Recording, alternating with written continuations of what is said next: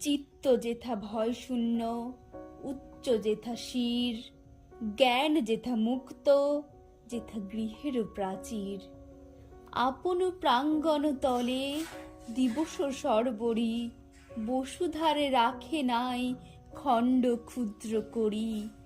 যেথা বাক্য হৃদয়ের উৎসমুখ হতে উচ্ছ্বসিয়া ওঠে, যেথা নির্বারিত স্রোতে দেশে দেশে দিশে দিশে কর্মধারা ধাই, অজস্র সহস্রবিধ চরিতার্থ তাই।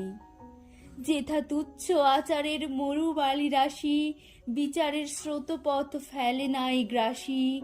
পৌরুষের করেনি শতধা নিত্য যেথা, তুমি সর্বকর্ম চিন্তা আনন্দের নেতা।